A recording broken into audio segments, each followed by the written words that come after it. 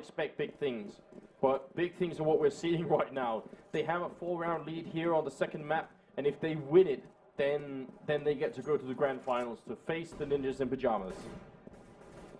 I like the new way that they smoke up there inside of window. You saw that angle there. Yeah, I mean, this is now, because the skyboxes has been raised, smoking out that window is a lot easier, and it is really a central part of the map here, and something a lot of people were complaining about before. But let's see how this goes. The 9th round is coming up. Fnatic are gearing up to go for another A push, and Corey, why not? It's been working so well for them so far. Yeah, no, that's exactly right. But the difference is now Sean Gears was playing pretty close with them. They actually have, I believe this is Nothing, who's playing over there towards the A ramp. He's changed up his position here. He's allowing Swag to actually play over there towards the ticket booth. Yeah, you're right. The change up of Complexity is definitely noticeable. And now Dilwar comes in. He will go down. 1-for-1 trade. Nothing is going to pick up one. Can he get another one? They are going to come in, but great kills comes in. Swag, Semphis, and Nothing. Almost everybody in the team chiming in there to make that round work from Complexity. And they need more rounds like these. Well, we see that Nothing's actually going to drop this off there for Sean Gears. We'll see if he can pick up his game. Right now, Semphis is the one that's playing pretty well for Complexity. Of course, most of those kills coming from the pistol round and starting things off. Now, as we look at here for Fnatic, though, they've just been playing their type of game. They really have been, and that's a valuable point to bring up as well. When you let the other team control the pace of the game, then it's really, really hard to win rounds. And it seems like Fnatic are doing just that right now. Really forcing Complexity not to play their own game, but to play Fnatic's game. Snyder does it again. A one-shot from the AK to take out an AWPer being Sean Gears. He has his number right now. That must be very frustrating. And after that kill, they move over towards the B hallways. Hiko's the one defending here, and actually he is alone. He needs to hold down this bomb site so incredibly well. And right now he's been looking the wrong way. The Pronax gets picked off, but he was the distraction. Hiko now realizing everything has gone all wrong. They're not at the bomb site yet. Sound the alarm. Hiko picks up 2 nonetheless. Can't get the 3rd, but that was just the defense they were looking for. Flusher with the double kill, but he's 1-on-2 with 24 HP. If not for Hiko, this bomb site would have already been overrun.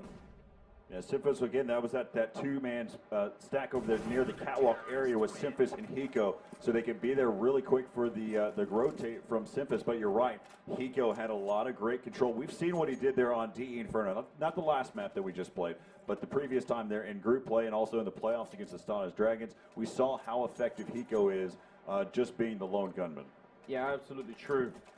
Quick look at the scoreboard as well shows us actually something interesting, which is that Flusher on the team now, who we were praising earlier on Inferno, is now at the bottom of the scoreboard. But this is not necessarily a bad sign. I mean, obviously it's great if you have Flusher racking up 26 kills or something like that, but it shows you that Fnatic have Devilwalk and Schneider. They could just pick up new players who then perform at a very high level, and that's a healthy sign for a team like Fnatic. And we're seeing the same type of setup here. I believe Semphis is actually, he found his way up this wall. I actually didn't even know this little ledge here existed. Yeah, you can just stand up there, but we'll have to see. Hiko now is trying to shoot for the smoke over at the apartments, and Snyder there. As you said, he's already found a lot of those one-shots with the AK. Can he go for another one? This time they have a good crossfire there. Hiko's trying to spot them. As soon as he does, Semphis will know as well. And they only have the 1 AK on Schneider here. He does get an opening kill. Now Hiko's on. Oh, he's getting back up already from Sean. So good rotation in. Hiko gets a double, goes to a 3rd, pulls out the pistol, and he won't go down. So now Nothing and Swag are alone in a 2-on-2 situation, but this was basically an eco round from Fnatic. They haven't got the bomb planted yet, and you actually have Swag who's going to be over here on the flank. If Nothing keeps peeking the way that he is, there's no reason they have to challenge, but the type of players that they are, they will. Yeah, they will. Flusher picks up 1 kill, tries for another, but Swag is there. So a shaky round here from Complexity. And actually, you know, I spoke with Devilwalk when back in with Ray called the MS1. I was down in Cologne, and I spoke with Devilwalk a fair bit after the games, and he told me one of the big problems on this map is actually that holding the B hallways here with a rifle is nearly impossible. If you have an AWP up on the car, you can sort of look in and take shots on people, but with a rifle, it's very, very difficult, because you're in a situation where if you move up, you can get grenaded down or overrun. If you stand down on the lower ground, they just jump out, too many of them at the same time. Sean, though, picking up a good kill here earlier. This time, you know, Schneider didn't pick him off early. That's a much-needed kill there, not only just for this round, but for Sean Gears personally. He needed something to go right for him. Yeah, I mean, you're right. At this point, it's going to be frustrating. Well, there it is. JW shots him down after the 1 kill. He keeps going, finds another kill on nothing, and Pronax with the opening kill there on Semphis. And now it's really hard to defend the bomb side. Swag is here, but Hiko is far away. Hiko down to this 1-on-2. The bomb is down. He actually has a little thing that might be able to work here as he sprays away. Yeah, he's down to half HP, a little bit below. JW is on 46 and Devilwalker is on 100% HP. This is going to be a really hard-fought battle for Hiko, and well, it doesn't even start before he's already dead. That's going to make it 7-5. You know, there's something else I really wanted to touch on, because in the introduction that we got from the main desk, Scoots was talking about it, and I think Thor was talking about it too, how nothing has to be the star player for Complexity to work. If he doesn't rack up all those kills, it becomes a really, really immense problem. Well, we're seeing that the same is not true for Fnatic. You know, they had Flusher carrying them through on Inferno. Now they have Devilwalker and Schneider and JW instead. And that's I mean, you know, that's a big strength to have, a big security net essentially underneath them. Even if one player fails, they still do just fine. And they can't even get the kill there on JW. Picks up a triple, and it's an eco round from Complexity. There's no better way to say it, but that was horrendous there. Both of the players had the upper hand. He was blind for an instant. He had to reestablish his aim, and he was able to take down 3 members there in the round as they chase after him. Let's take another look. Again, just watch. He gets blinded here for a moment. He has to reestablish his aim here, just chasing after his teammate, then rolls back out. And it's just easy kills there. It's as if he was not even touched by any of the bullets. That just can't happen, not at this high level. And now JW, who was bottom fragging in the other match, or in the other map, is now top fragging with 14 kills. They have unleashed the JWP, and he's doing very well indeed.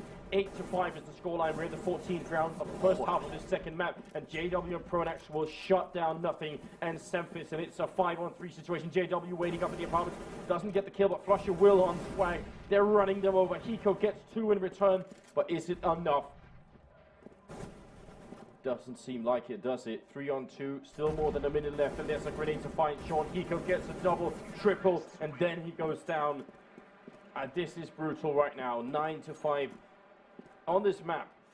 I'd say 7-8 either way. I mean, 8 rounds on the counter-terrorist side or 8 rounds on the terrorist side is fairly equal. But 9 rounds for Fnatic is you know, that's starting to get out of control here.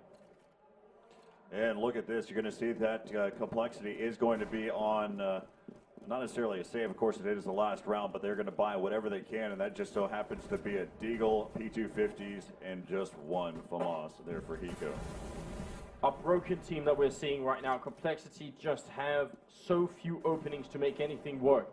They've sent nothing on a massive flanking run out here with the 5-7. He does actually catch out JW, but can't find a kill on him. I mean, everything is going Fnatic's way right now.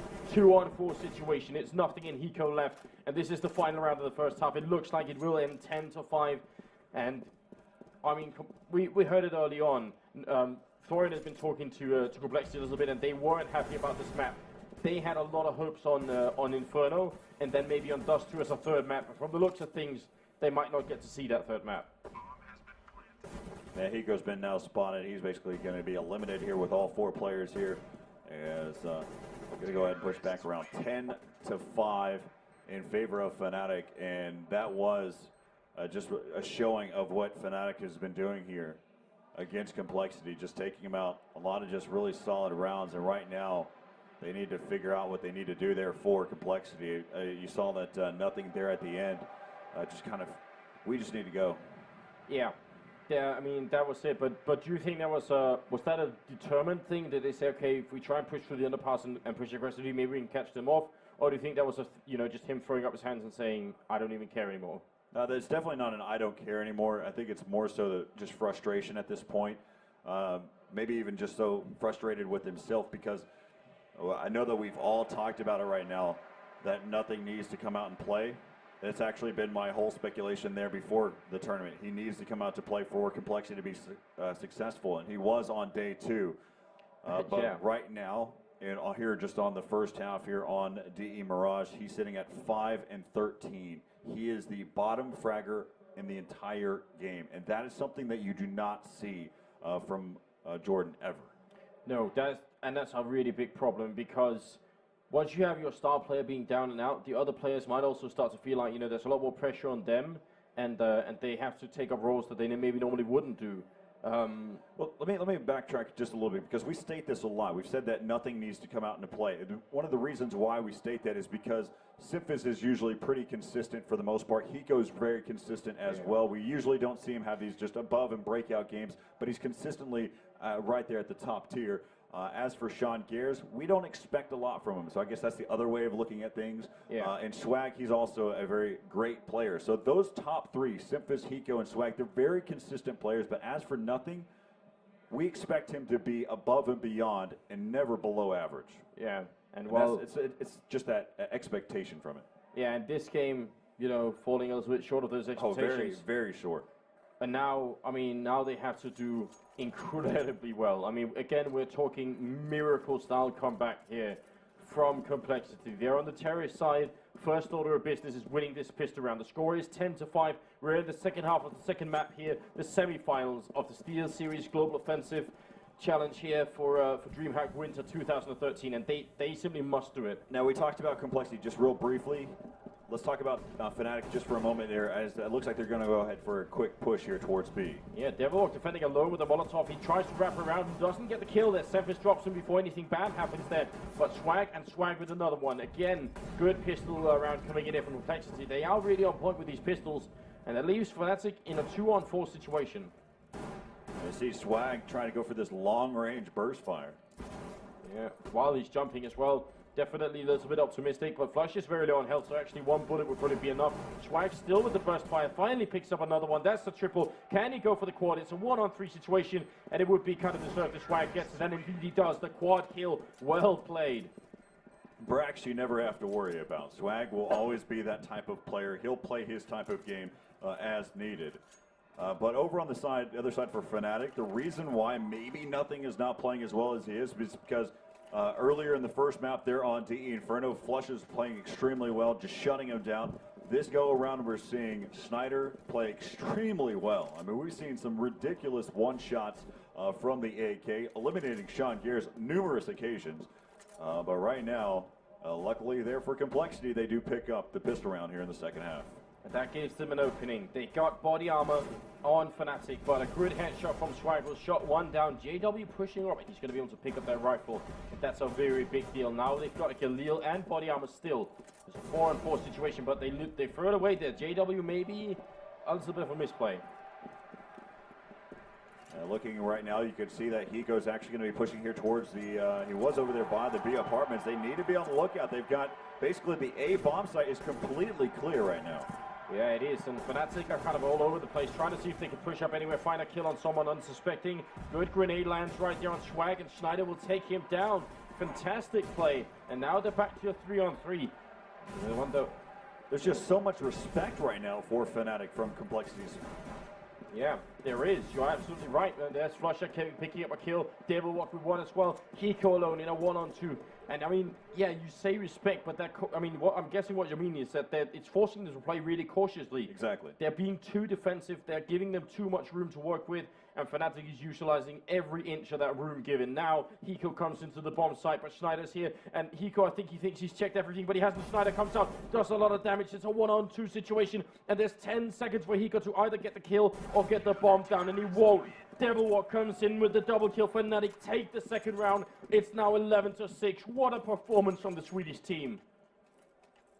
I'm just lost for words watching as they were pushing over there. You had one player that had the B apartments area and didn't do any type of checking, and they actually did not have a single player to check out over there towards the A side. They were all just they're inside of mid, just trying to get picks where needed. I'm completely lost on what they were doing there, as right now Complexity, they picked up the pistol round, but they lost the round to follow. They've said it before. They've been doing that way too many times, and right now you can't do that. You definitely can't afford to do that. And now what hope is there left? This has been the story in the semi-final for Complexity. Every time they make an opening for themselves, it's like they throw it away immediately afterwards. Winning the pistol round, a real sign of hope for them. Maybe they could make the grand comeback, and then they lose to Armor Buy and P250s, and That is so devastating. I mean, their morale must be in the toilet right now.